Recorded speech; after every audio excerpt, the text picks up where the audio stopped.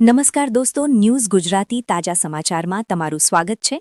દેશ, દુનિયા અને ગુજરાતના તાજા, મોટા અને સૌથી મહત્વપૂર્ણ સમાચાર જાણીએ તે પહેલા તમે ચેનલમાં નવા હોય તો ચેનલને જરૂરથી સબસ્ક્રાઇબ કરીને વિડીયોને લાઇક કરી દેજો। સૌથી પહેલા દોસ્તો આપણે વાત કરીએ તો આંબાલાલ પટેલની ઘાતક આગાહી। તો હવામાન નિષ્ણાંત દ્વારા વધારે એક આગાહી કરવામાં આવી છે, જેમાં આંબાલાલ પટેલે આગામી 25 તારીખથી લઈને 28 માર્ચ દરમિયાન વાદળછાયું વાતાવરણ રહેવાની પણ આગાહી કરી છે।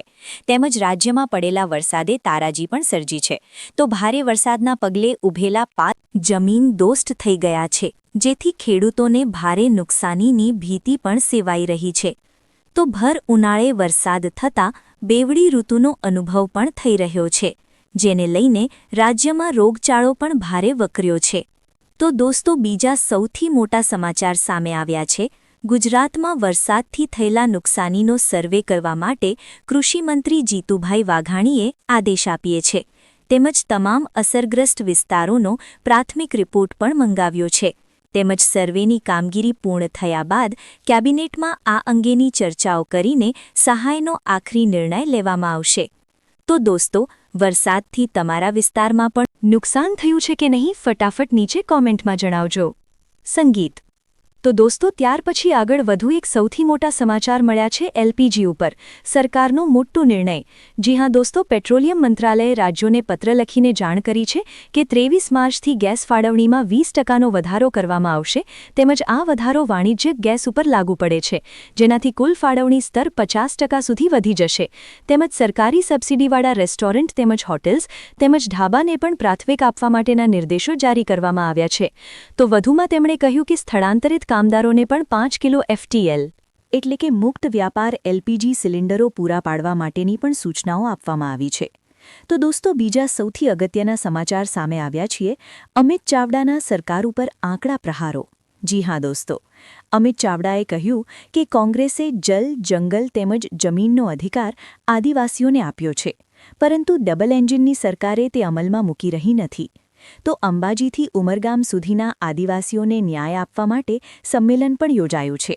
તો આદિવાસીઓ સાથે ભેદભાવ પણ થઈ રહ્યો છે, તેમજ વિકાસ માટે બજેટ પણ ફાળવાય છે, પરંતુ તેમાં ભ્રષ્ટાચાર થઈ રહ્યો છે।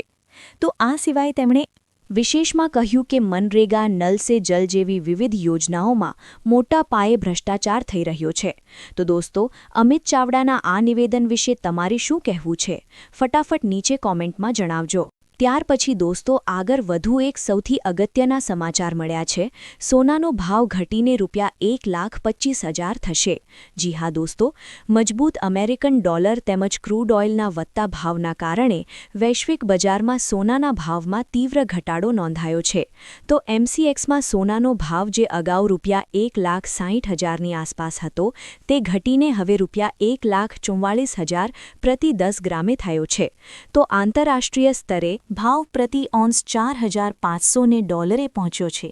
તો નિષ્ણાંતો માને છે કે આર્થિક અનિશ્ચિતતાના કારણે આગામી સમયમાં ભાવ વધુ ઘટીને ₹1,25,000થી ₹1,27,000ની રેન્જમાં આવી શકે છે। ત્યારબાદ દોસ્તો ફટાફટ આગળના બીજા સમાચારની વાત કરવામાં આવે તો મોંઘવારીથી મળશે મોટી રાહત। જી હા દોસ્તો, અમેરિકાએ સમુદ્રમાં ફસાયેલા ઈરાની તેલ પરના પ્રતિબંધોને હટાવી દીધા છે, તેમજ મિડલ ઈસ્ટમાં ચાલી રહેલા સંઘર્ષ વચ્ચે વધી રહેલા ઊર્જા સંકટોની કિંમતોને ઓછી કરવા માટે અમેરિકાએ મોટું પગલું ભર્યું છે। તો અમેરિકી ટ્રેઝરી વિભાગે એક લાયસન્સ જારી કર્યું છે, જે હેઠળ જહાજો ઉપર લગાડેલા ઈરાની તેલ તેમજ પેટ્રોકેમિકલ્સ કાર્ગોના વહેંચાણની પરવાનગી પણ આપી છે, જે 19 એપ્રિલ સુધી લાગુ રહેશે। તો દોસ્તો બીજા સૌથી મહત્વપૂર્ણ સમાચાર સામે આવ્યા છે। મહેસૂલ વિભાગમાં મોટા પાયે બદલી અને બઢતી થઈ છે। જી હા દોસ્તો, ગુજરાત સરકારના મહેસૂલ વિભાગે એક સાથે 880 જેટલા કર્મચારીઓ તેમજ અધિકારીઓની બઢતી અને બદલીના આદેશો આપ્યા છે, જેમાં વર્ગ 3ના આશરે 800 જેટલા કારકુનો અને મહેસૂલી તલાટીઓને નાયબ મામલતદાર તરીકેનું પ્રમોશન મળ્યું છે, જ્યારે 80 જેટલા નાયબ મામલતદારોને જિલ્લા બદલી કરાઈ છે, જેમાં અમદાવાદ, સુરત અને ગાંધીનગર સહિતના જિલ્લાઓમાં આ ફેરફારથી લાંબા સમયથી બઢતીની રાહ જોતા કર્મચારીઓમાં ખુશીનો માહોલ છે। તો દોસ્તો ત્યાર પછી આગળ વધુ એક સૌથી મહત્વપૂર્ણ સમાચાર મળ્યા છે. ઓનલાઈન સટ્ટાબાજી ઉપર ફરી એકવાર સર્જિકલ સ્ટ્રાઇક. જી હા દોસ્તો, સરકારે ગેરકાયદેસર ઓનલાઈન જુગાર તેમજ સટ્ટાબાજી વિરુદ્ધ મોટી કાર્યવાહી કરતા 300થી વધારે વેબસાઇટ તેમજ એપ્લિકેશનને બ્લોક કરી દીધી છે. તેમજ અત્યાર સુધીમાં કુલ 8400 જેટલા પ્લેટફોર્મ ઉપર પ્રતિબંધ મુકાયો છે, જેમાંથી 4900 ઓનલાઈન ગેમિંગ એક્ટ લાગુ થયા બાદ બંધ કરાયા છે. તો આ પ્લેટફોર્મ દ્વારા મોટા પાયે ગેરકાયદેસર લેણદેણ થતી હતી. તો આ કડક કાર્યવાહીનો મુખ્ય ઉદ્દેશ ડિજિટલ પેમેન્ટ્સને સ્પેસને સુરક્ષિત બનાવી તેમજ અનૈતિક પ્રવૃત્તિઓને રોકવાનો હતો. ત્યાર પછી દોસ્તો આ સિવાયના બીજા સમાચારની ઝડપથી વાત કરવામાં આવે તો વર્ક ફ્રોમ હોમ તો મુસાફરી ઓછી કરો. જી હા દોસ્તો, પશ્ચિમ એશિયાના યુદ્ધ વચ્ચે આંતરરાષ્ટ્રીય ઊર્જા એજન્સીએ તેલના પુરવઠામાં 20%ના ઘટાડા સામે ચેતવણી આપી છે. તો આ સંકટોને ટાળવા એજન્સીએ વર્ક ફ્રોમ હોમ અપનાવવા તેમજ વાહનોની ગતિ ઘટાડવા તેમજ હવાઈ મુસાફરી ઓછી કરવાની સલાહ આપી છે. તેમજ દરરોજ 12 કરોડ બેરલ તેલની અછત વર્તાતા ભાવ $100ને પણ પાર કરી ગયા છે. તો હવે માત્ર તેલનો વપરાશ ઘટાડો છે એકમાત્ર અસરકારક વિકલ્પ બચ્યો છે. તો દોસ્તો બીજા સૌથી મોટા સમાચાર સામે આવ્યા છે.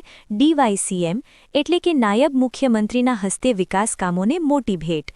જી હા દોસ્તો, DYCM હર્ષ સંઘવીએ ગઈકાલે વડોદરાની મુલાકાત લીધી હતી, જેમાં તેઓ શહેર તેમજ જિલ્લાના વિકાસને વેગ આપીને આશરે ₹511 કરોડના વિકાસકામનું લોકાર્પણ તેમજ ખાતમુહૂર્ત કર્યું હતું. તો ગઈકાલે સવારે તેઓ પોલીસ ભવન ખાતે અત્યાધુનિક city level command and control સેન્ટરનું પણ ઉદ્ઘાટન કર્યું હતું. જે બાદ જિલ્લા વહીવટીતંત્ર દ્વારા આયોજિત ભવ્ય કાર્યક્રમમાં પણ તેઓએ 507 કરોડના ખર્ચે તૈયાર થયેલા વિવિધ વિકાસ કામોનું લોકાર્પણ તેમજ નવા કામોનું ખાતમુહૂર્ત પણ કર્યું હતું. તો દોસ્તો ત્યાર પછી આગળ વધુ એક સૌથી મોટા સમાચાર મળ્યા છે. અમેરિકા ઈરાનને નષ્ટ કરી દેશે.